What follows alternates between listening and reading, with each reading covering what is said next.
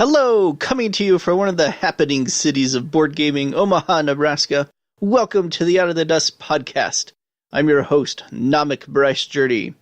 Tied into the popular recurring Out of the Dust Geeklist on Board Game Geek, the Out of the Dust podcast is a weekly podcast that is focused on re-exploring games we play that we hadn't previously played in a year or more. Why did the game get dusty? Why did you decide to dust it off? How does the game compare to how you remembered it? Are you likely to play it more often in the future? These are the questions that we're interested in examining on Out of the Dust. This week on the podcast, episode 16. On the Out of the Dust segment, I'll bring Karnickel out of the dust, and a contributor will dust off Brass in 1862. On the reaction segment, I'll give some more thoughts about the trends in the 2018 edition of the all-time designer ranking Geeklist. On the What I Have Been Playing segment, I review Way of the Panda. On the Obscure Bryce Games segment, I review Seven Sisters. And on the Where's the Game Now segment, we take a look at Bruges. Oh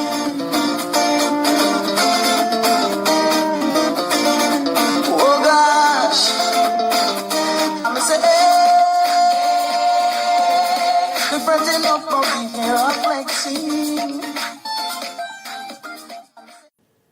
I had a chance to bring an obscure Mayfair kids game called Karnickel out of the dust recently, or, as my kids like to call it, the Bunny Train game. It's a clever little game and definitely one of the more strategic kids game I've come across. Players are bunnies who are trying to gather carrots from a train track for some reason, and they must try to avoid being scared off the track, or squished if you prefer, by manipulating their position on the train track through the use of multicolored dice. I last played it 1 year, 11 months, and 29 days ago. This was a favorite of Luke's, my oldest son, for quite some time. Playing the giant version as part of the Mayfair Ribbon Quest was one of the highlights of our Gen Con a few years ago.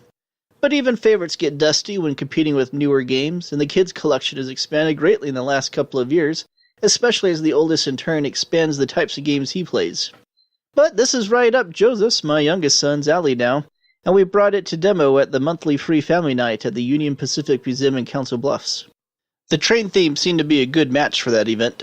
Joseph enjoyed it a lot. He had as much fun each time the train ran past his bunny and scared it off the track as he did when his bunny stayed ahead of the train and found a carrot. I don't expect this one to get dusty again anytime soon. Let's see what a contributor brought out of the dust. Lo, username Lohengrin, brought a couple of exciting games out of the dust this month. First was Brass, which he last played 7 years or 1 month ago, and currently rates an 8 out of 10. He writes, "The hype for the new, renamed Kickstarter edition of this game got me nostalgic for the good old days of 2009 when I played Brass with my co-workers' regular gaming group. That group has long since dispersed, and with it, the regular chance to play heavy economic games. My wife and I did play Brass a couple of times using the 2-player map and variant posted on BGG, but it wasn't the same as with 4, so it sat for 7 years until we dusted it off and played it again, twice, using the 2-player variant. It's not a bad way to refresh oneself with the rules, but still not nearly as interesting as with 4. Playing it did confirm that I'm good with my edition and don't need the new one, nor am I interested in the spin-off Brass Birmingham." He also brought 1862 Railway Mania in the Eastern Counties out of the dust. Lo last played it 1 year and 5 months ago and currently rates it a 7 out of 10. He writes, "So when I do get a chance to play heavy multiplayer economic games, they are almost always 18XX. This month it was 1862, Railway Mania in the Eastern Counties. 1862 is a game that plays so differently to most 18XX that when we do get around to playing it, I invariably play it very badly. It was no different this time, when I'm pretty sure I put myself out of contention quite early. I definitely have an unhealthy love-hate relationship with this game. I play it, it hurts me, and I obsess about playing more.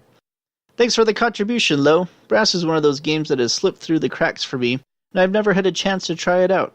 I suspect that when I finally do get a chance, it will be with the new Lancashire edition, though."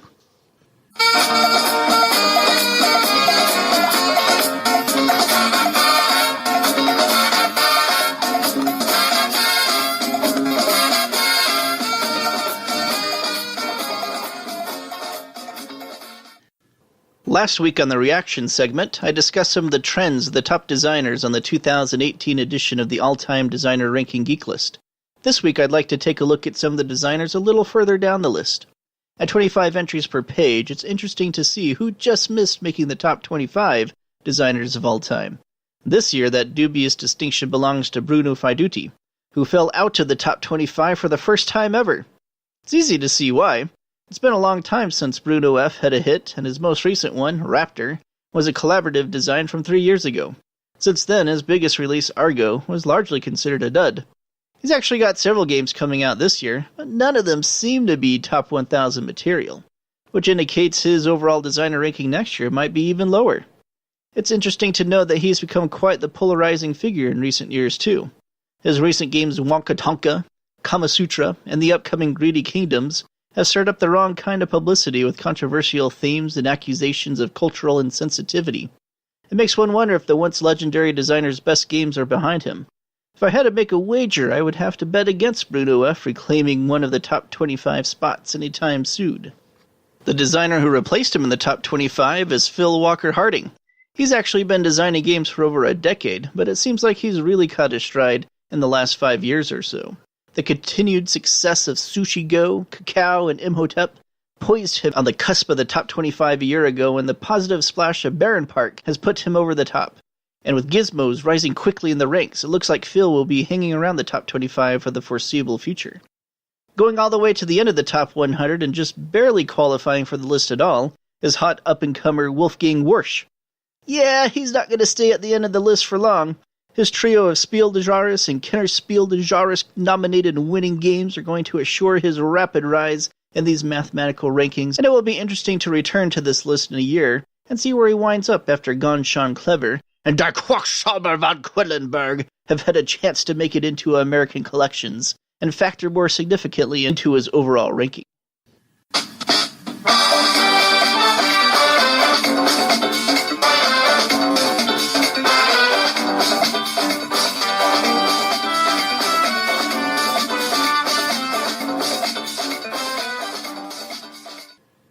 I acquired a game called Way of the Panda in a local trade recently.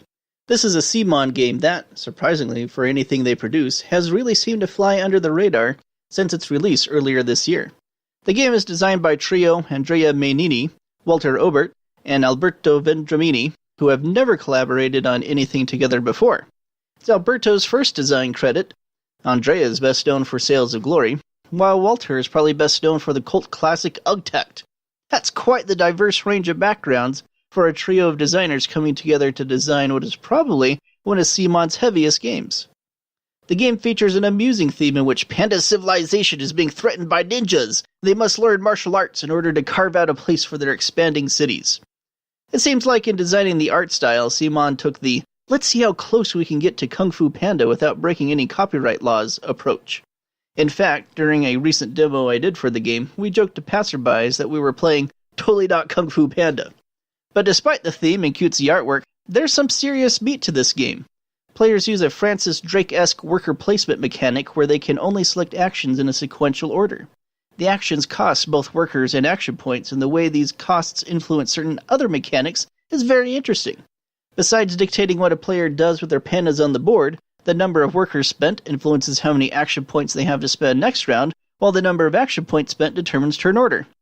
The actions selected will propel the player's panda miniatures across the board, battling ninjas on the road, erecting buildings in villages and cities, and training themselves. How well a player does in these various activities contributes to their score, though erecting buildings is the main way. As far as a get points for erecting buildings game goes, it's a whole heck of a lot more fun than Founders of Gloomhaven was. But in all seriousness, I was impressed with Way of the Panda.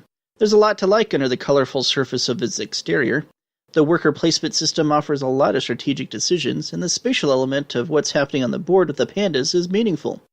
This was on my wish list just to try out if I had the opportunity to get the game for a good deal, but it's definitely going to stay in my collection now that it's made it in.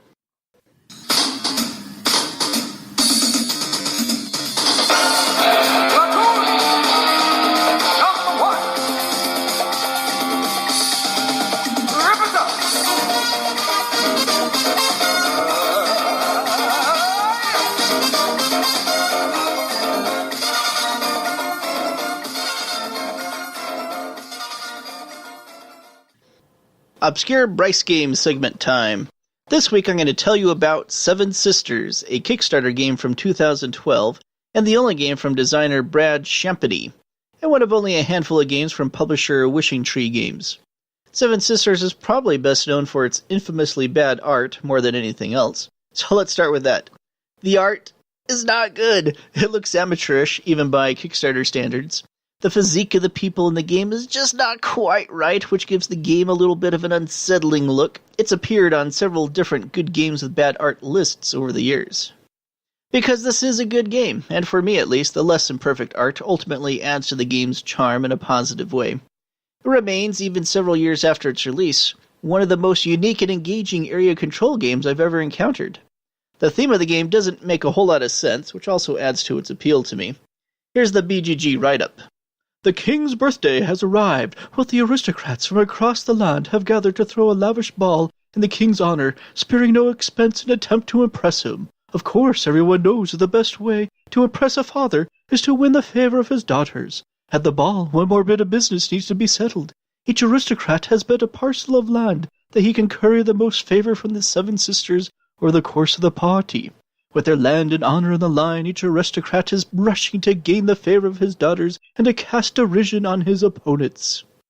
And for some inexplicable reason, the king has named his 7 daughters after the 7 deadly sins: pride, lust, greed, wrath, envy, sloth, and gluttony. Wrath might be a cool name, but how would you like to go through life with a name like gluttony? It kind of defines and dooms you from the start. Anyway, using a hand management system, players will play a card each turn that has one of the sisters pictured and place a couple of influence cubes on her tile. By playing a fruit token, players can also place a cube on the secondary sister pictured on the card. By playing a second fruit token, players can then place a 4th cube on either sister. But all of these influence cubes come from a personal stock that must be partially replenished from time to time with cubes from a general stock by discarding a card instead of playing it on their turn. The really interesting part of this game is the scoring phase, which happens after players have played a total of 5 cards each.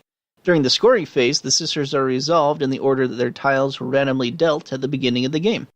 Whichever player has the most influence cubes on that sister gains her specific token for set collection points at the end of the game, and gets to activate her fabulous special ability, which affects the game in various significant ways. Then, the majority player must lose all their influence cubes on the sister, unless they pay a certain amount of gold tokens.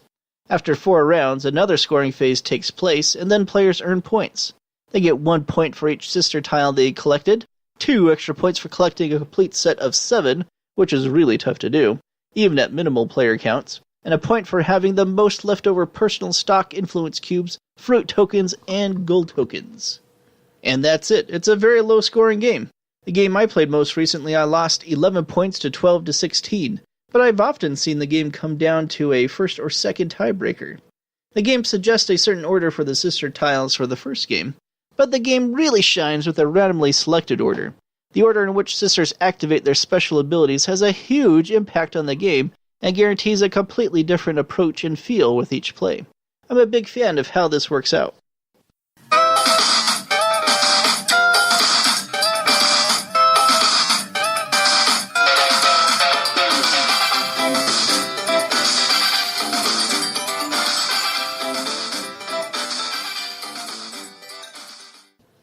This week on the Where is the Game Now segment, we're going to take a look at one of the hot games from 5 years ago, Bruges by Stefan Feld. 2013 was a great year for Feld. Besides Bruges, he also released Bora Bora, Rialto, and Amerigo that year, all top 1,000 games on BGG today. Another interesting recurring Geeklist on BGG is the Buzz List, which tracks how excited gamers are about upcoming games based upon how many people add the game in question to their wish list. Bruges started off 2013 number 14 on the Buzz List, and got all the way up to number 6 on the July-August list just before its North American release. Bruges doesn't have the most exciting of themes or covers, but its high position on the Buzz List indicates just how excited people were for a new Feld game after his Castles of Burgundy success a couple of years earlier.